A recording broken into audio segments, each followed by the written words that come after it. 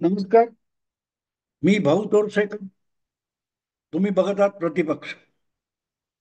मित्रांनो, ऑपरेशन सिंदूर सुरू झाल्यापासून आपणच कसा युद्धविराम घडवून आणला याचं श्रेय घेण्यासाठी अमेरिकेचे अध्यक्ष डोनाल्ड ट्रम्प यांनी जी जी काही नाटकं केली ही तुमच्या समोर आहेत.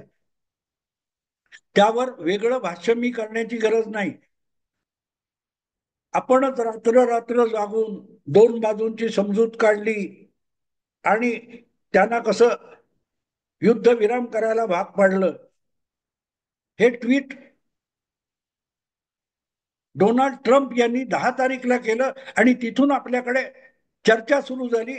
ज्या वेळेला पाकिस्तानात 8 का 9 हवाई तळ उद्ध्वस्त झालेत याची बातमी पाकिस्तान किंवा भारतीय लष्कराकडून सुद्धा देण्यात आली नव्हती. इतक्यात डोनाल्ड ट्रम्प यांच्या त्या ट्विटने सोशल मीडियातल्या धमाल उडवून दिली होती. आणि मग जेव्हा हळूहळू या युद्धविरामावर चर्चा यायला लागल्या आणि अमेरिका मध्यस्थी करणारी कोण, भारत पाक यांच्यामध्ये अमेरिकेला मध्यस्थी करण्याचा अधिकार दिला कोणी, इथपर्यंत गदारोळ व्हायला लागला. तेव्हा भारत सरकारकडून ज्या काही प्रतिक्रिया देण्यात आल्या आणि प्रतिसाद देण्यात आला त्यात साफ सांगण्यात आलं की हा विषय हा दोन देशांच्या लष्करी अधिकाऱ्यांच्या चर्चेनंतर युद्धविरामावर तत्वतः मान्यता देण्यात आलेली आहे.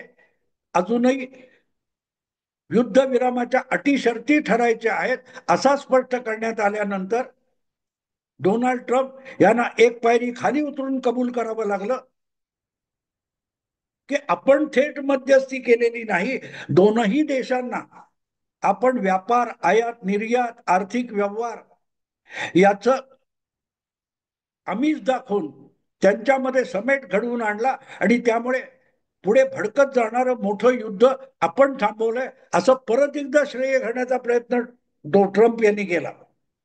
पण त्यालाही भारताने दाद दिली नाही आणि युद्धविरामामध्ये दुसऱ्या कुठल्याही देशाचा कुठलाही समावेश नाही असं ठामपणे भारत बोलत राहिला. तेव्हा ट्रम्प यांना संपूर्ण माघार घ्यायला लागली आणि आपण युद्धविराम होण्यासाठी मदत केली पण मध्यस्थी केली नाही अशी पळवाट डोनाल्ड ट्रम्प यांना काढायला लागली. आपण जगातली महाशक्ती आहोत, त्यामुळे आपल्या इशाऱ्यावर कुठेही युद्ध सुरू होऊ शकतं आणि आपल्या इशाऱ्यावर कुठलंही युद्ध थांबू शकतं हे दाखवण्याचा जो आटापिटा डोनाल्ड ट्रम्प करत होते ते साफ तोंडगशी पडले.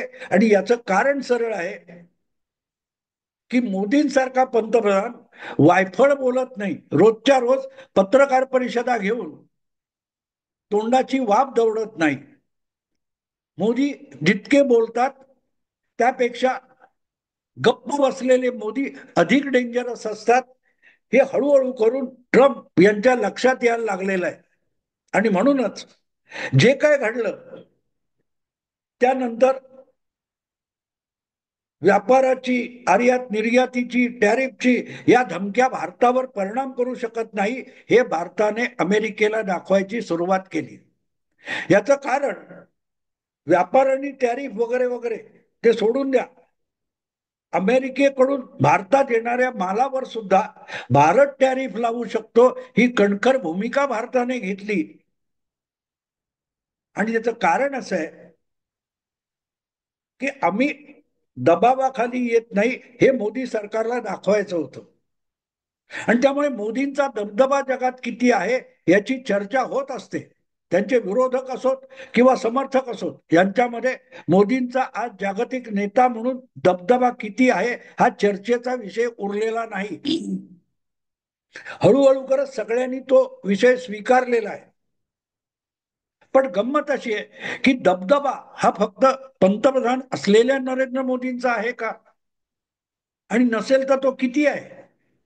कारण हे सगळं सांगण्यात आलं तेव्हा लगेच पाकिस्तानला जी काय आंतरराष्ट्रीय नाणेनिधीने अब्जावधी डॉलर्सची मदत देऊ केली किंवा कर्ज सँक्शन केलं, बांगलादेशला केलं, आणि मला आठवतं त्यावेळेला एका हिंदी युट्यूब चॅनेलवर मी ही चर्चा ऐकत होतो 14 तारीखला, तेव्हा मी त्यांना साफ सांगितलं, कर्ज सँक्शन होणं हा एक विषय आणि कर्जाची रक्कम प्रत्यक्ष हातात पडणं हा वेगळा विषय.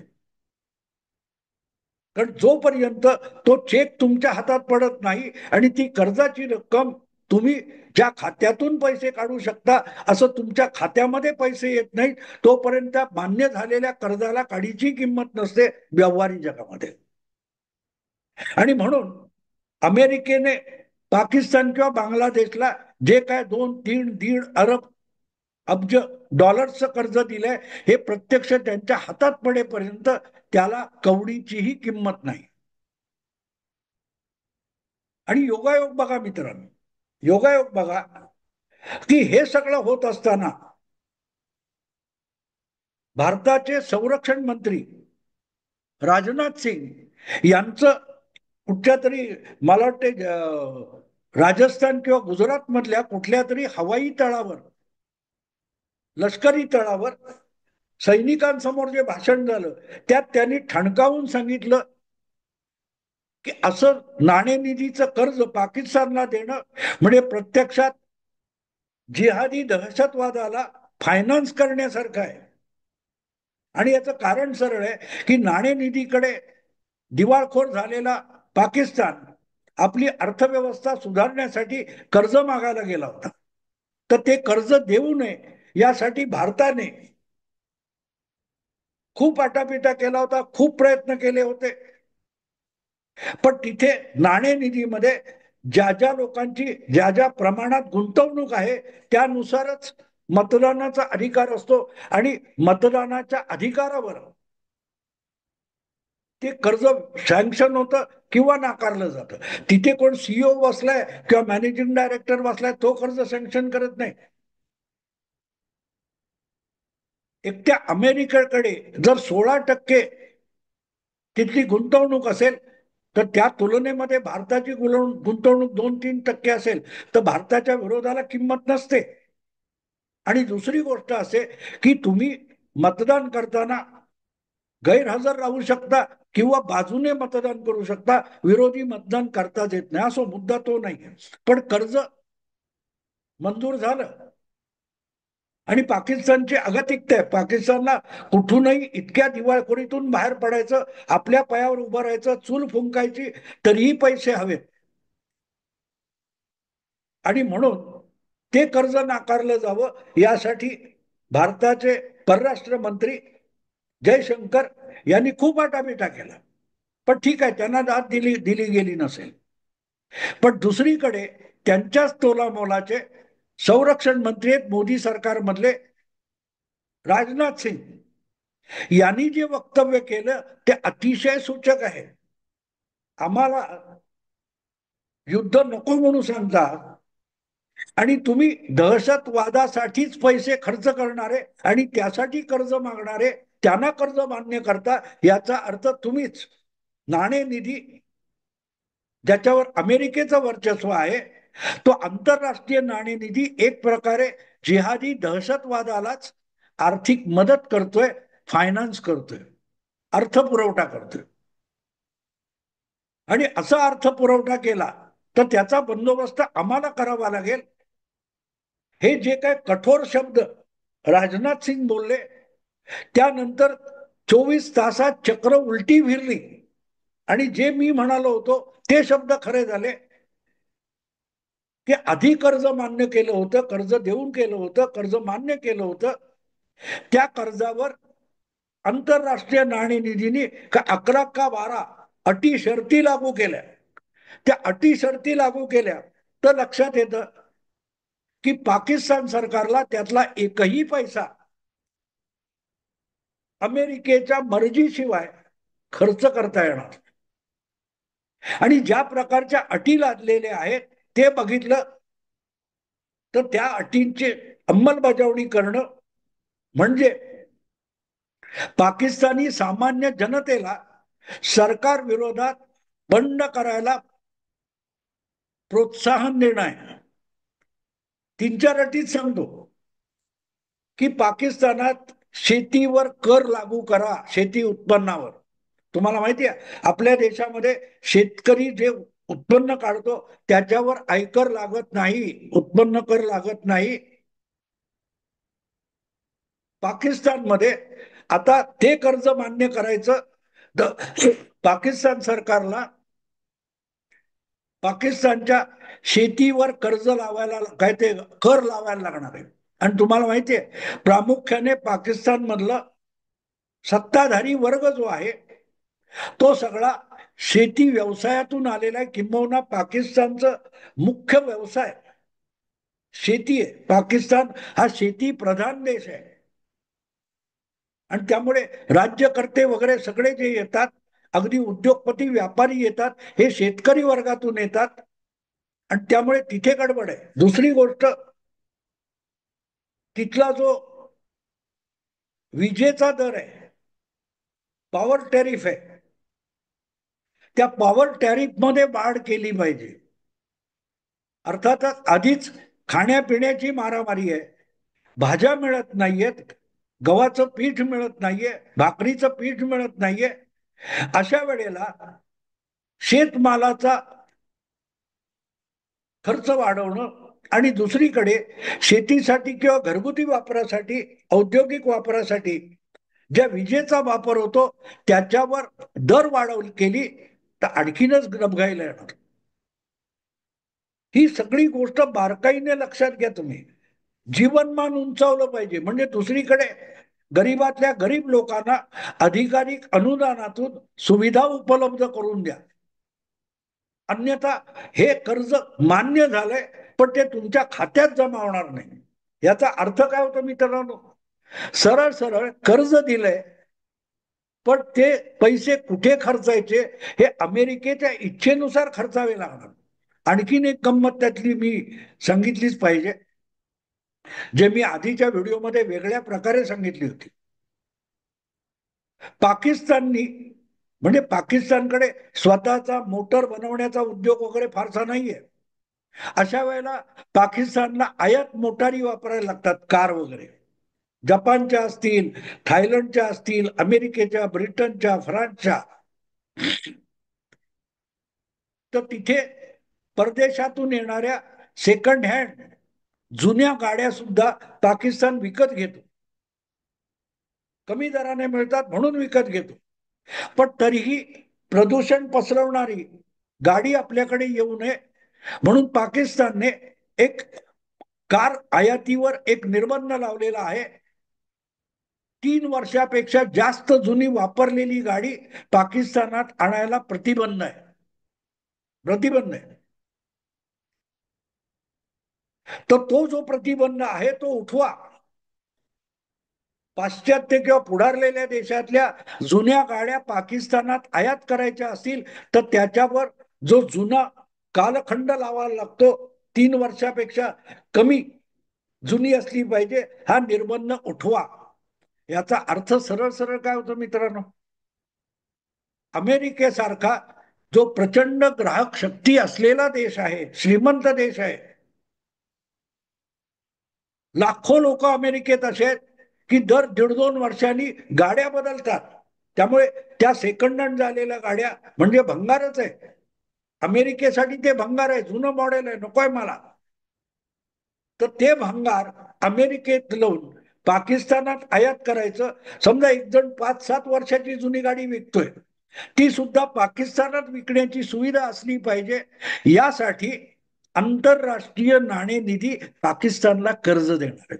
याचा अर्थ काय होतो? अमेरिकेचं भंगार विकत घेण्यासाठी आंतरराष्ट्रीय नाणेनिधी पाकिस्तानला कर्ज देतोय. म्हणजे काय होतं की अमेरिकेचं भंगार विकत घ्या, त्या बदल्यात तुमच्या डोक्यावर कर्ज चढवून घ्या. ह्या अशा ज्या अटी लावल्यात त्या बघितल्या तर पाकिस्तान सारख्या कर्जबाजारी देशासाठी असह्य आणि जाचक अटी लावण्यात आल्या. आणि म्हणून हे सगळं अचानक 2-3 दिवसानंतर घडलं. त्याचा बारकाईने अभ्यास केला तर लक्षात येतं की जी गोष्ट राजनाथ सिंग बोलले की तुम्ही जिहादी दहशतवादाला फायनान्स करताय आणि त्या जिहादी दहशतवादाचा बंदोबस्त आम्ही केल्याशिवाय राहणार नाही. याला सुद्धा अमेरिका आणि आंतरराष्ट्रीय नाणेनिधी घाबरला असाच निष्कर्ष काढायला लागतो. आम्ही पाकिस्तानला पैसे दिलेले नाही.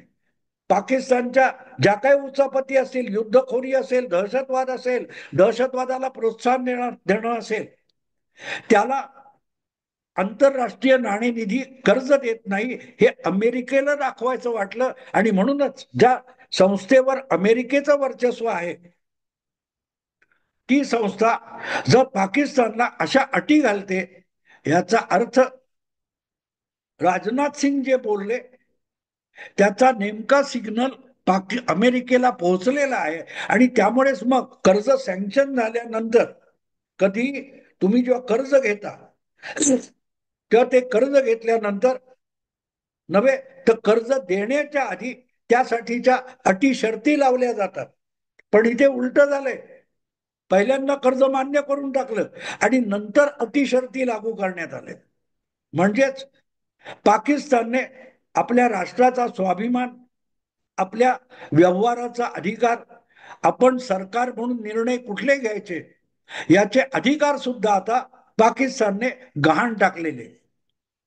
यापूर्वी पाकिस्तानने आपले नागरी विमान वाहतुकीचे विमानतळ, कुठली कुठली मोठमोठी स्टेडियम्स, कुठल्या कुठल्या मोठमोठ्या प्रस्थापित इमारती या पाकिस्तानने ऑलरेडी गहाण टाकलेले आहेत. पाकिस्तानची जी पाकिस्तान इंटरनॅशनल एअरलाईन PIA ही सुद्धा कुठल्या तरी अरब देशाच्या कंपनीला, मला वाटते कतार एअरलाइन्स किंवा गल्फ एअरलाईन, त्यांना गहाण टाकलेली आहे. आता तर सरकारचा अधिकार सुद्धा गहाण टाकायला तयार झाले पाकिस्तान. तेव्हा वरकरणी आपण बघतो की अरे नाणेनिधीने यांना कर्ज दिलं, कर्ज दिलं, कर्ज दिलं, या दिसणाऱ्या गोष्टी असतात. पण त्यातून आतल्या आत पोखरला जाणारा पाकिस्तानचं स्वातंत्र्य आणि पाकिस्तानचं अस्तित्व, तो सीपेक काय, तो ग्वादार बंदरापासून चीन पर्यंत जाणारा मोठा हायवे आणि त्याच्या आसपास काय ते वीज प्रकल्प वगैरे उभारले किंवा उभारले जात आहेत, या सगळ्याच्या बाबतीत पाकिस्तानने आपले अधिकार गहाण टाकलेले. बलुचिस्तान पेटून का उठलाय? बलुचिस्तानमध्ये किंवा खैबर पख्तुनवामध्ये जी खनिज संपत्ती आहे, तो प्रदेश, तिथल्या खाणी पाकिस्तानी राज्यकर्त्यांनी आधीच चीनकडे गहाण टाकल्या नाहीत, विकून टाकलेले आहेत. तेव्हा या राज्यकर्त्यांनी, या पाकिस्तानी सेनेने अख्खा पाकिस्तानच दिवाळखोरीत काढलाय, गहाण टाकलाय किंवा विकायला काढलाय. आणि म्हणून पाकिस्तानमध्ये हळूहळू करत जी बंडखोरी सुरू झालेली आहे, बलुचिस्तानला वेगळं व्हायचंय, शेख पख्तुनवामध्ये तालिबानांच्या मदतीने तो तुकडा, जो पठाण लोकवस्ती जास्त असलेला, तो स्वतंत्र देश व्हायला किंवा अफगाणिस्तान मध्ये जायला उत्सुक आहे आणि सिंध प्रांत स्वतःला सिंधू देश म्हणून घ्यायला उतावळा झालेला आहे. तर कर्ज मिळालं, पण ते कर्ज फार डबघाईला घेऊन जाणार आहे आणि त्यांना बुडवायला ह्या ज्या 11 अटी नव्या घातल्यात त्या बघितल्यानंतर मला असं वाटलं की मोदींनी एक शब्द उच्चारलेला नाही. जयशंकरने थोपवायचा प्रयत्न केला, पण राजनाथ सिंगनी दिलेला इशारा हा इतका स्पष्ट होता की अमेरिकेला नाणेनिधीचं जे कर्ज मान्य केलेलं आहे त्यातून काढता पाय घ्यावा लागला. कारण भारताशी अर्थव्यवहार, व्यापार यामध्ये अमेरिकेला गरज आहे. आणि जेव्हा चीन बरोबर डोनाल्ड ट्रम्प यांनी आधीच पंगा घेतलेला आहे, अशा कालखंडामध्ये भारताची आर्थिक आणि ग्राहक क्षमता, उत्पादन क्षमता याकडे पाठ फिरून डोनाल्ड ट्रम्प फार मोठं राजकारण करू शकणार नाहीत. आणि आपल्याकडे कसली ताकद आहे आणि त्या ताकदीचा कसा वापर करायचा हे मोदी सरकारला नेमकं कळलेलं आहे. म्हणून मोदी पंतप्रधान सोडा, राजनाथ सिंग सुद्धा जे बोललेत त्याचा नेमका आशय ट्रम्प सरकारपर्यंत पोहोचला आणि त्यातून मग पाकिस्तान किंवा बांगलादेश यांना जी अब्जावधी डॉलरची कर्ज मान्य झालेली आहेत त्याचा चेक देण्यापूर्वी अटी शर्ती लागू करून घेण्यात आला. हा राजनाथ सिंगचा दबदबा आहे मित्र. कारण राजनाथ सिंग मोदी सरकारमधला संरक्षण मंत्री आहे. मित्रांनो, आता इथेच थांबतो. आवडलं लाईक करा, शेअर करा आणि प्रतिपक्षाला सबस्क्राईब करा.